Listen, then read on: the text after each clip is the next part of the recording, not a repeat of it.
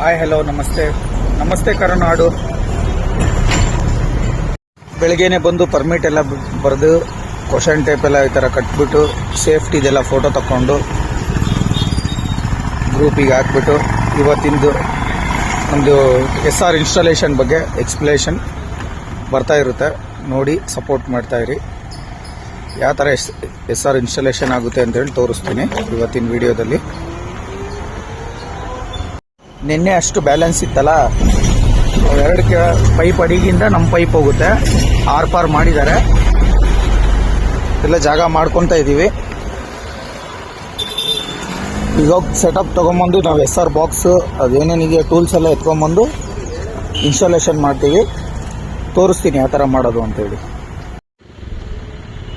ನಮ್ಮದು SR ಇಂದು junction ನೋಡಿ, ಇಲ್ಲಿ ಪೈಪಿಂದು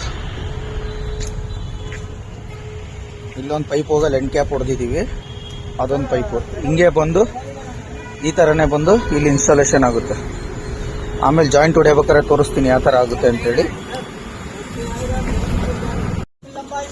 ನಿನ್ನೆ ತೋರಿಸಿದ್ನಲ್ಲ ವಿಡಿಯೋದಲ್ಲಿ ಎಲೆಕ್ಟ್ರಿಕ್ ಕೇಬಲ್ ಇತ್ತು ಅಂತ ಹೇಳಿ, ಆ ಕೇಬಲ್ ಇಲ್ಲಿ ಹೋಗಿದೆ ನೋಡಿ. ಅದಕ್ಕೆ ಈಗ ಇಲ್ಲಿ ಓಪನ್ ಮಾಡಿಸ್ತಾ ಇದ್ದೀವಿ. ಸೈಡಿಗೆ ಹೋಗಿದೆ, ಈಗ ಇಲ್ಲಿ SR ಕುತ್ಕೊಳುತ್ತೆ, ನಮ್ಮದು ಆರಾಮಾಗಿ ಕುತ್ಕೊಳುತ್ತೆ. ನಾನು ಹೇಳಿದ್ನಲ್ಲ ನಿಮಗೆ SR ಅಂದರೆ ಯಾವ ಥರ ಕುತ್ಕೊಳುತ್ತೆ ಅಂತ. ಇದೇ SR ಅಂದರೆ. ನಾವೀಗ ಅದು ಹೈಟ್ ಚೆಕ್ ಮಾಡೋಕ್ಕೋಸ್ಕರ ಹಿಂಗೆ ಕೋಲ್ ಇಟ್ಕೊಂಡಿದ್ದೀವಿ. ಅದು ಫುಲ್ಲು ಇಟಂಗಿಯಿಂದ ಪ್ಯಾಕ್ ಆಗಿ ಪ್ಲಾಸ್ಟಿಂಗ್ ಆಗುತ್ತೆ. SRಗೆ ಜಾಯಿಂಟ್ ಹೊಡೆದಿದ್ದೀವಿ. ಇಲ್ಲೊಂದು ಸಡಲ್ ಬರುತ್ತೆ, ಮತ್ತು ಅಲ್ಲೊಂದು ಪೈಪಿಗೆ ಅಲ್ಲೋಗಿ ಜಾಯಿಂಟ್ ಹೊಡಿಬೇಕು ಕಡೆ ಸೈಡು. ಅದು ಸೆಕೆಂಡ್ ಕ್ರಾಸ್ ಇದೆಯಲ್ಲ ಅಲ್ಲಿ ನೋಡ್ರಿ, ಸೈಡಲ್ಲಿ ಹೆಂಗೆ ಹೊಡೆದಿದ್ದಾರೆ.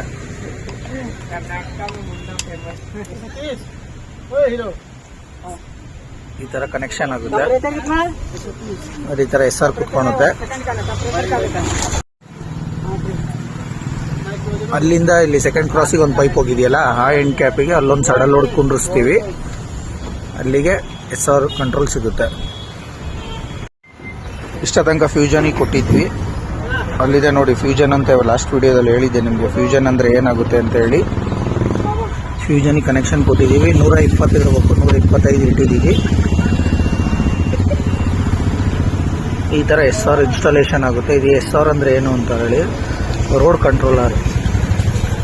ಈಗ ಒಂದು ಕಡೆ ಒಂದು ರೋಡಿಗೆ ಯಾವ ಥರ ಜಾಸ್ತಿ ಬೇಕಾಗುತ್ತೆ, ಒಂದು ರೋಡಿಗೆ ಎಷ್ಟು ಬೇಕಾಗುತ್ತೆ, ಎಷ್ಟು ಕಮ್ಮಿ ಬೇಕಾಗುತ್ತೆ ಅಂತೇಳಿ ಗೊತ್ತಾಗುತ್ತೆ ಇದರಲ್ಲಿ. ಥರ ಮೀಟ್ರಲ್ಲಿದ್ದಾವೆ.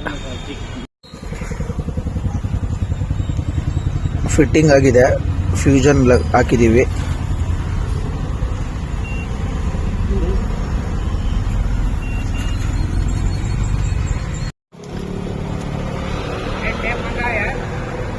ಟೆಸ್ಟಿಂಗ್ ಮಾಡ್ತಾನೀಗ. ಆ ವಾಟರ್ ಬಾಟ್ಲಲ್ಲಿ ಶಾಂಪೂ ಹಾಕ್ತೀವಿ, ಇಲ್ಲಾಂದರೆ ಸೋಪಿನ ಪುಡಿ ಹಾಕ್ತೀವಿ. ಹಾಕಿ ಅಲ್ಲಿ ಸೈಡಲ್ಲಿ ಹೊಡೆದಿದ್ದೀವಲ್ಲ, ಅಲ್ಲಿ ಲೀಕೇಜ್ ಆಗ್ತಾ ಇದೆಯಾ ಇಲ್ವೋ ಅಂತ ಟೆಸ್ಟ್ ಮಾಡ್ತೀವಿ. ಲೀಕೇಜ್ ಆದರೆ ಬಬಲ್ಸ್ ಬರುತ್ತೆ, ಗುಳ್ಳೆದಳುತ್ತೆ. ಬರಲಿಲ್ಲ ಅಂತಂದರೆ ಪಕ್ಕ ಆಗಿದೆ ಕೆಲಸ ಅಂತ ಹೇಳಿ. ಟೋಟಲ್ 6 kg ಫಿಲ್ ಮಾಡಿದ್ವಿ. ಅದರಲ್ಲಿ ಇಷ್ಟು ಡೌನ್ ಆಗಿ ಇಳಿದಿದೆ ಪ್ರೆಷರು. ಮತ್ತೆ ಕಂಪ್ರೇಚರ್ ತೊಗೊಂಬಂದಿದ್ದೀವಿ ಫಿಲ್ ಮಾಡೋಕ್ಕೆ. ಅಲ್ಲಿ 2 ಕಡೆ ಲೀಕೇಜ್ ಇದೆ, ಅಲ್ಲಿ ಎಲ್ಲಿ ಅಂತ ತೋರಿಸ್ತೀನಿ ನಿಮಗೆ. ನಿನ್ನೆ ಫಸ್ಟು ಇದರಲ್ಲಿ ಲೀಕೇಜ್ ಆಗ್ತಿತ್ತು, ಚೆಕ್ ಮಾಡಿದ್ವಿ. ಇಲ್ಲಿ ಈ ಜಾಗದಲ್ಲಿ ಲೀಕೇಜ್ ಆಗ್ತಾ ಇತ್ತು. ಇವತ್ತು ಮತ್ತೆ ಬಂದು ರೀಫಿಟ್ ಮಾಡಿದ್ವಿ. ರೀಫಿಟ್ ಮಾಡಿದಾಗ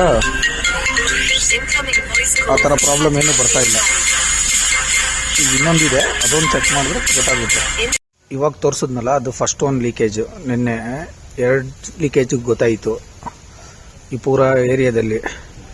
ಈಗ ಇದು 2ನೇ ಲೀಕೇಜು. ಯಾವ ಥರ ಲೀಕ್ ಆಗ್ತಿದೆ ನೋಡ್ರಿ, ಬಬಲ್ಸ್ ಬರುತ್ತೆ ನೋಡ್ರಿ, ಗುಳ್ಳೆ ಬರ್ತಾ ಇದೆಯಲ್ಲ, ಇದಕ್ಕೆ ಲೀಕೇಜ್ ಅಂತ ಕರೀತಾರೆ.